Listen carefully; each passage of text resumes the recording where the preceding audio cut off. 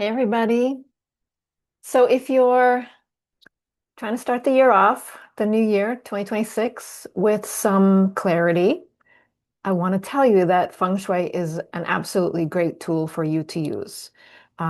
When I was introduced to Feng Shui, I had never really looked at designing my life, but it gave me all of the steps that I needed to do that. And I want to share a little bit about that with you today because, the new year is a great opportunity to kind of look at what's going on and where you're at and what you want and just reassess what you need to be doing and where you need to be putting your time and energy.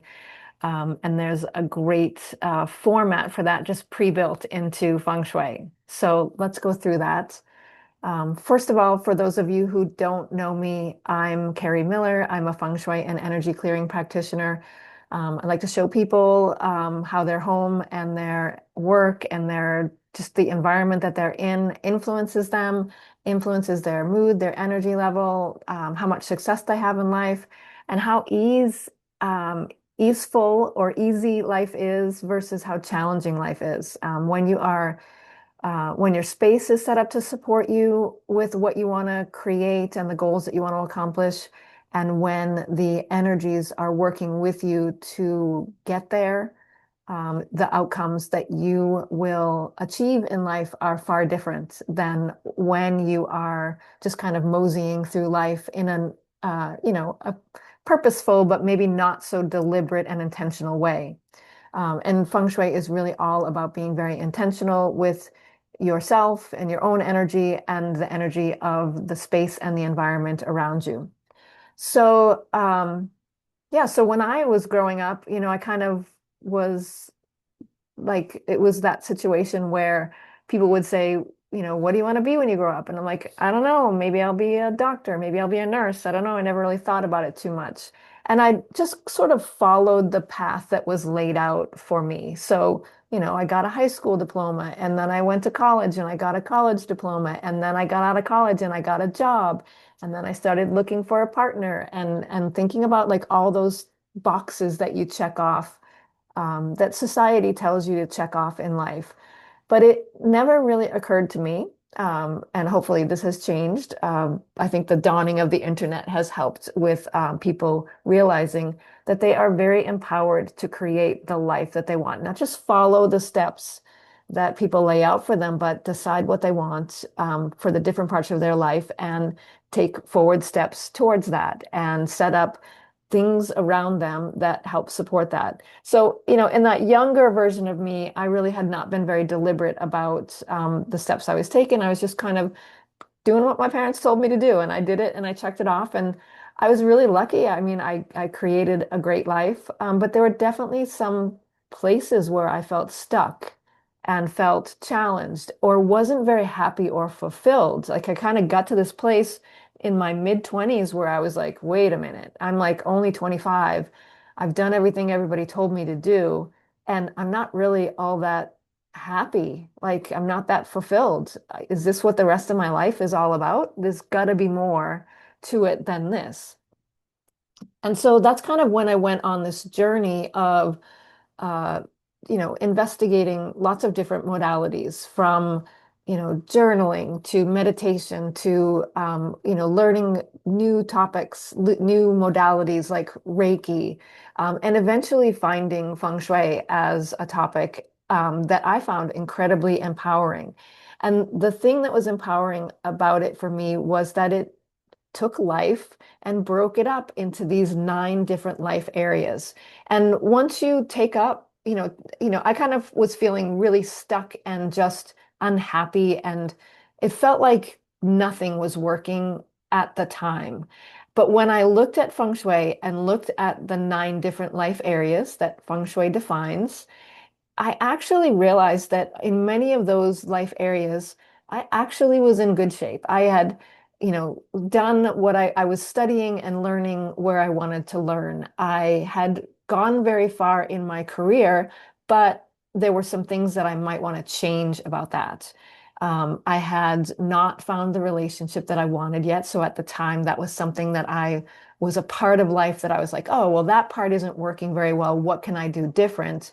But when I looked at overall the 9 life areas, they were pretty fulfilled. There were just some tweaks that I needed to make to certain ones in order to really feel a greater sense of fulfillment and purpose in my life.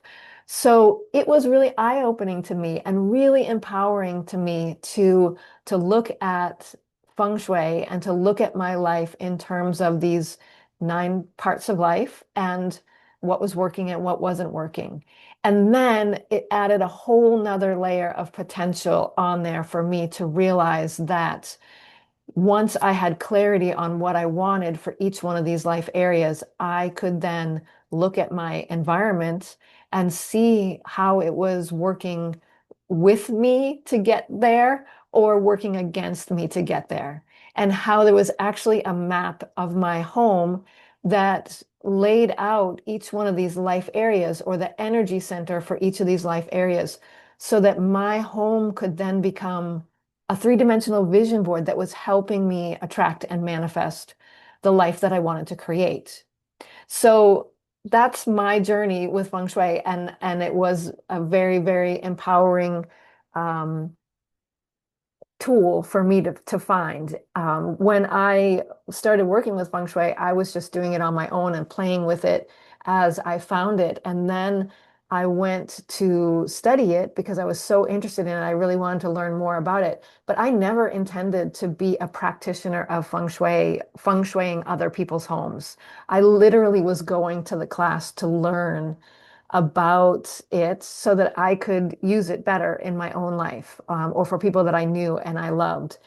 Um, I was also at the time pursuing a certificate in holistic medicine, holistic health practitioner certification, which had come about because of Feng Shui. Because of the Feng Shui work that I did, I looked at the 9 different life areas and what was working, what was right, what was wrong, what I wanted different.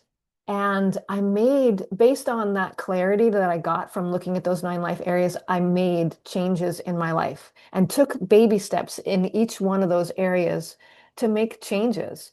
And over a period of maybe 2 years from when I sort of started playing with the topic of feng shui and using it in my own space and in my own life, I changed paths, especially in my career path. So I was working in corporate America. I was a conference center manager. So I was doing a lot of event planning and marketing and um, banquets, and it just a lot of work. It was a lot of work, and it was a lot of nights and a lot of weekends and a lot of pressure. And I thought it was what I wanted to do, but once I got there, it was not where I wanted to be. And so recognizing that, I started to take simple steps in terms of my career. And some of those simple steps were simply about looking at what do I have now in my work and what do I want to be different? So I didn't not want to work. I loved, I was ambitious and I wanted to grow and I wanted to make a lot of money. But I had gotten to the point where I was, making a certain amount of money and feeling like I was financially trapped where I was. I didn't like the hours. I didn't like the work that much. I didn't like feeling like I wasn't making a difference. And so the clarity that I did by playing with the Feng Shui 9 life areas helped me start to identify shifts and changes that I wanted to make in the path that I was taking, especially in terms of work. It helped me identify what I wanted in a partner. I literally had never actually thought about it. I just kind of went on dates and was like, that guy's a jerk, or, I'll try this guy instead. Not very intentional, not very mindful at all. And then when feng shui came in and I was like, what do I want in a relationship? What does that look like? And I laid that out. So a lot of what I did in the very beginning stages of working with feng shui was just look at the parts of my life, what was working, what wasn't working, and what I wanted different. And I got clarity using these feng shui areas. And that clarity helped me slowly shift the direction that I was going in. And of course, I also utilized my environment and shifted it and changed it to help it become a reminder of what I was focused on and what I wanted more of, and helping me step into where I wanted to be in life before I was really even there. So I created that environment that supported where I was going, and it helped propel me in that direction. So I think I left part of the story behind, but I'll come back to it if it comes to me. But what I wanted to talk about today was how the beginning of the year is always a great time to just reassess. And Feng Shui gives you this amazing map that you can use to help you see what's working and what's not working, and some taking some time to look at the 9 life areas and just, what's working, what's not working. So I wanted to share the different life areas and what they mean so that you can maybe sit down with a journal and think about it. And that will help give you some clarity about what you might need to shift or change, or where you need to focus your attention differently in 2026 and the year ahead. I've done a bunch of videos about the incoming year of the fire horse, which is going to be very fast paced, and how having clarity about what you want is going to set you up in a position of power so you don't get led astray by the horse energy when it comes. So this is a really great activity for you to do. I also want to share that I am running my 2026 Feng Shui Energy Forecast Workshop again. It's an encore presentation of what I did in December. It'll be on January 20th at 6:30 p.m. Eastern Standard Time. And we go through this exercise, or these 9 life areas. We talk about them and we do a clarity exercise in that workshop.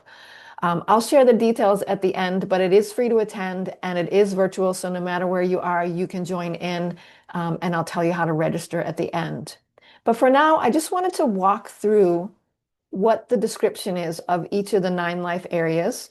And if you feel called to, you might want to grab a journal and just think about what's working, what's not working, and what you would change. How would you make that part of your life better? Let me take a sip of water before I go. I also want to note that a lot of times we talk about the 9 life areas, but this applies in terms of your business as well. And if you have a brick and mortar business, or a home office, or even your entire house, the energy of those spaces influences not only your personal life, your family's life, your home, but also your business as well. So it has an influence. And so I'm going to talk about what the life part of these life areas is, but also what it reflects if you have a business as well. Because if you have a business, it's great to use this in the same way and break it down, like what's working in my business, what's not working in my business. So in Feng Shui, there is the first area, or I'm calling it the first area, it's career or work. And what that is really about is your professional growth and your career and how you show up in the world. And in business, that would be what your specific role is and what your leadership presence is, okay? Or who your leaders are.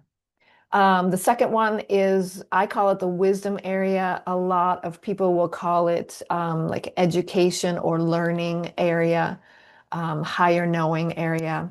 But it is about learning, insight, personal growth, and your connection to your higher sources of knowing. So your intuition. It can also be um, it can also be spiritual support, or your connection to spiritual energies. And in business, that is about strategic thinking. It's about decision making and learning from experiences. Okay. The next area is about family. I also like to sometimes I call this like friends who are like family. But this is about your personal relationship and connections with loved ones and ancestors. So this can even be ancestors who have passed on, who may be guiding you or supporting you from beyond. And in business, it is about your support networks, and it can even be about like your financial support, where you've gotten investments, people to invest in your business, so your investors.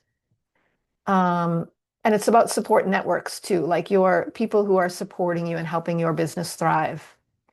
The next one is about prosperity or wealth or abundance. It's about your finances, about how abundant your life feels, about how rich your life feels. And in business, this is where money, revenue, and sustainable growth come in. The next area is often referred to as the fame area. I call it the character and recognition area. This is about, it's a lot about what your integrity is and what your values are, but it's very much about how you're seen by others in the world. So, what your reputation is, and what legacy you're leaving behind, how other people see you. It's about visibility for sure. So if you're in business and you need to be visible, that is about this character area. And it's also about ethics. Like in business, it's about ethics and being trustworthy, um, and um, and the legacy that you're building with your business, for and the work you do with your clients and your colleagues. The next area is about love. This is about partnership. I consider this like the love that you have with yourself and also the love that you have with your partners. I think if your love for yourself is weak, then your partnerships will also be weak or be challenging. But it is the place to focus on when you're thinking about romantic or emotional connections that you're making. And in business, it's about partners, people that you collaborate with, and it's very much about your client relationships too. The next area is creativity. So this is about like it's about self-expression and inspiration and having that feeling of being inspired by what you're doing.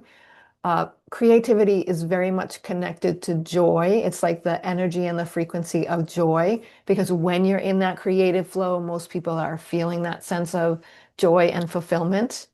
It also relates to children, to having children, to wanting to procreate. And in business, it is about innovation and problem solving and new ideas, like creating new ideas or innovating something, creating something new. The next area is, I call it the support area. Many people refer to it as the helpful people and travel area.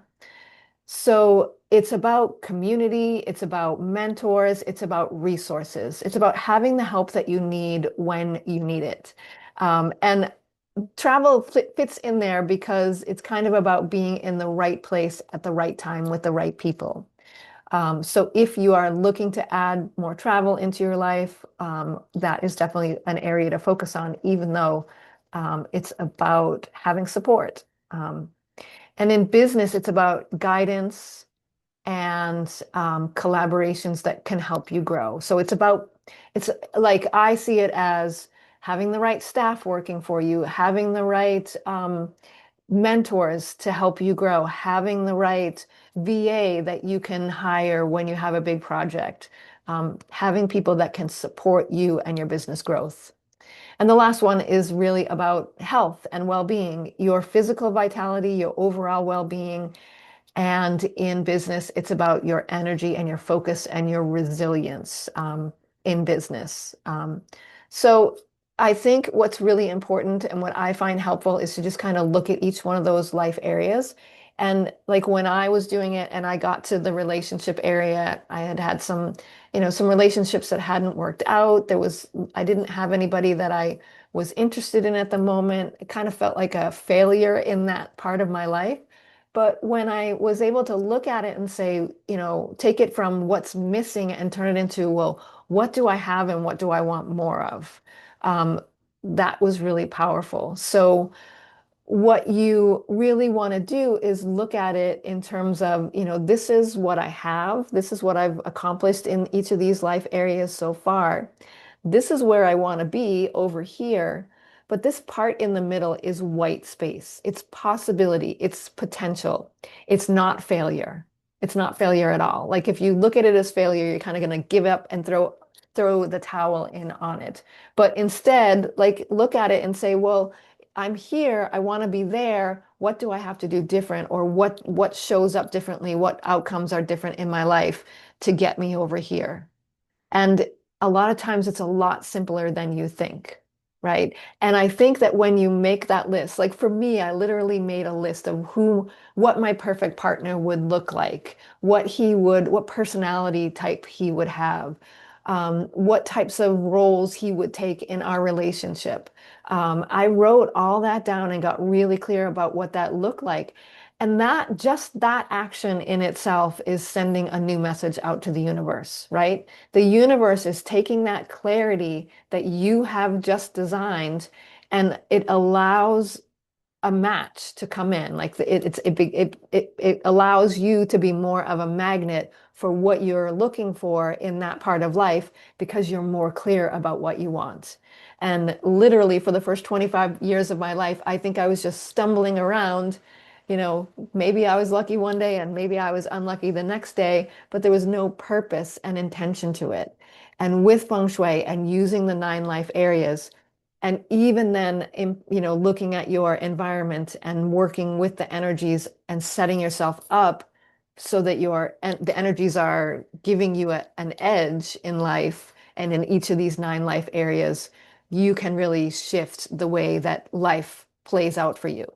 So there's a reason why I played with this on my own for a couple of years, and then I studied it, and then I was like, you know what? This is freaking gold. I have to share this with more people. And so for 20 plus years now, I've been working with clients as a practitioner, helping them tap into this clarity.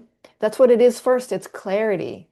And the next thing is using feng shui adjustments and cures to tell energy where you need it to go so that it energizes the parts of your life that you need. And that's where the magic clicks in and where outcomes start to change and life starts to get better. And the right doors close and the right doors open. So I just love this stuff. I think it's so powerful. And, at a minimum, just take a look at those nine life areas. Just give yourself 20 minutes to look at it. It's still the beginning of the year. We are still in the year of the snake. There is a whole bunch of energy coming in, momentum, speed, boldness, potential that is all going to be supported by the clarity that you create right now. When the year of the horse arrives in February, if you have clarity on what you're going for, what you want more of, the horse will help. You'll be able to hold the reins of the horse and tell it where to go rather than being how I was as a 22-year-old, just kind of bobbling around. Like, let's be intentional. Let's use the energies to our advantage.